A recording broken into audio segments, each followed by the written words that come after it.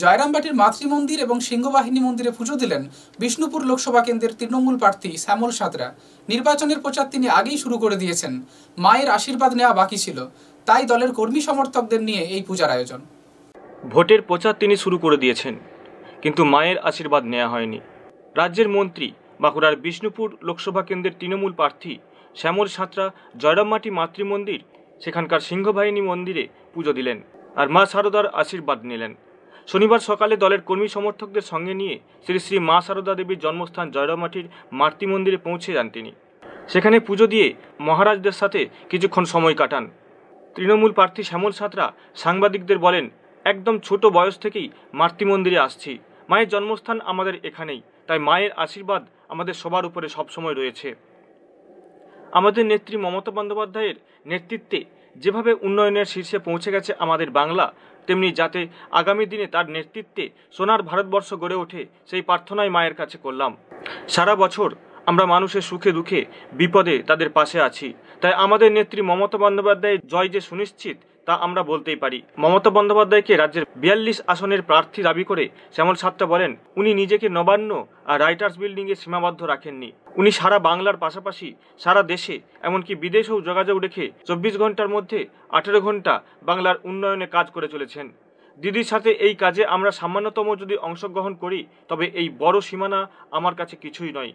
নিজের জয়ের ব্যাপারে 100% নিশ্চিত শ্যামল সাঁতরা বিরোধীদের পরিযায়ী পাখির সঙ্গে তুলনা করে বলেন, আমরা সারা বছর মানুষের সঙ্গে মানুষের পাশে থাকি, তাই বিরোধীদের যিনি প্রার্থী হন না কেন সেটা কোনো ফ্যাক্টর নয় বলেই তার দাবি। বাংলার প্রধানমন্ত্রী করতে ভোট দিন, মোদী সরকার বদলাতে ভোট দিন, অধ্যাপক শ্যামল সাঁতরাকে ভোট দিন, কাজের মানুষ চিনে নিন, কাজের মানুষ চিনে নিন। আমি ছোটবেলা থেকেই মায়ের মন্দিরে মায়ের কাছে প্রায়ই আসি।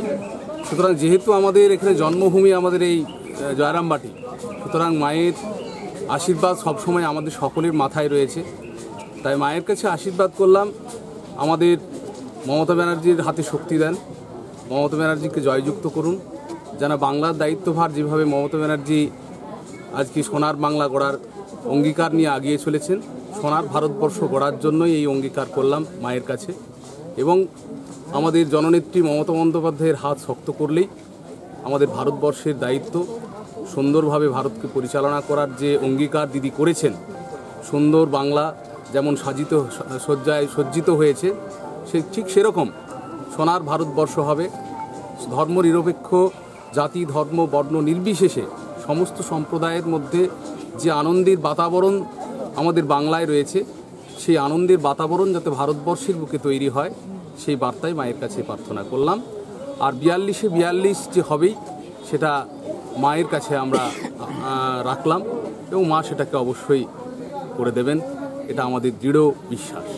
সাধারণ মানুষের কাছে প্রচার করছি একটাই, যে মমতা বন্দ্যোপাধ্যায় যে উন্নয়ন বাংলার মানুষের একেবারে বাড়িতে বাড়িতে পৌঁছে দিয়েছেন। 34 বছরের সরকার কিছুই দিয়ে যেতে পারেনি বাংলাকে, ধ্বংসস্তূপে পরিণত করেছিল।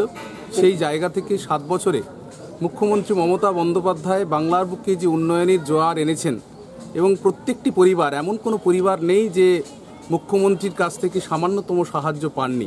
তাই সেই উন্নয়নের বার্তা নিয়েই এবং বাংলা যে শান্ত পরিবেশ রয়েছে, সেই শান্তির বাতাবরণ যাতে ভারতবর্ষে তৈরি হয়, সেই বার্তা নিয়েই কিন্তু এলাকার মানুষের কাছে আমি ছুটে যাচ্ছি। দেখুন, আমাদের প্রিয় নেত্রী মমতা বন্দ্যোপাধ্যায় তিনি নিজেকে নবান্ন এবং রাইটার্স বিল্ডিংয়ে সীমাবদ্ধ না রেখে তিনি বাংলা তথা ভারতবর্ষ এমনকি বিভিন্ন বিদেশের বিভিন্ন মানুষের সঙ্গে যোগাযোগ করে বাংলার মানুষের কীভাবে উন্নয়ন করা যায়, সেজন্য তিনি প্রায় 24 ঘন্টায় 18 ঘন্টা তিনি কিন্তু পরিশ্রম করে বেড়াচ্ছেন। সুতরাং সেই জায়গাতে আমরা এই এত বড় বিস্তর এলাকা হলেও আমার কাছে মনে হয় আমরা যদি দিদির সামান্যতম সৈনিক হয়ে একটুখানি সাহায্য করতে পারি, তাহলে আমার মনে হয় এই বড় সীমানা আমার কাছে কিছুই নয়। কারণ বাঁকুড়া জেলার এমন কোনো জায়গা নেই, এমন কোনো গ্রাম নেই যে আমার অপরিচিত রয়েছে।